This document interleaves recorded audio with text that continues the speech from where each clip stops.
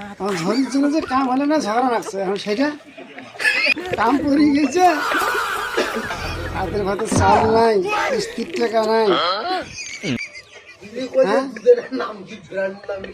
আপনাদের এই সমস্যার কথা শুনে আমার তবে এখন ঝগড়া করে তো সমস্যার সমাধান হবে না, তাই না? বরং আপনারা কি ঠান্ডা মাথায় দুজনে মিলে অবশ্যই ভালো। তারপরে নিলে শরীর পাওয়াটা খুব একটু চাপে ধরে বীজ ব্যথা, কাজে থাকলে একটু শরীরটা ভালো থাকে।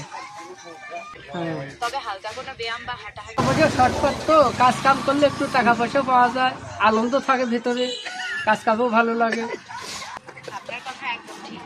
কাজে থাকলে মনও ভালো থাকে আর সংসারের বাবু, ও বাবু, কথা কেন আপার সাথে শেয়ার করতেছি, কাজ কাম করলে শরীর ভালো থাকে। আপনার সাথে কথা বলে খুব ভালো লেগেছে।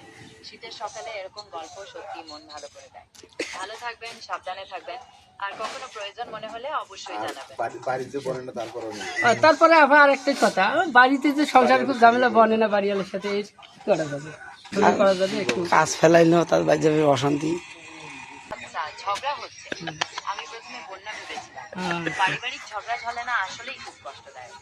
আপনারা কি কোনো নির্দিষ্ট কারণ নিয়ে ঝগড়া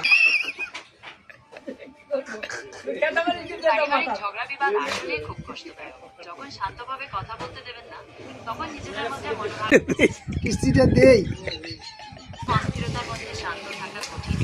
অভাবের তাড়নায় হয়তো টাকা দিয়ে কিছু হেল্প করে পাবেন, টাকা ছাড়া তো কোনো বিকল্প বুদ্ধি নাই। কিন্তু আর্থিক সহায়তা দেওয়া আমার পক্ষে সম্ভব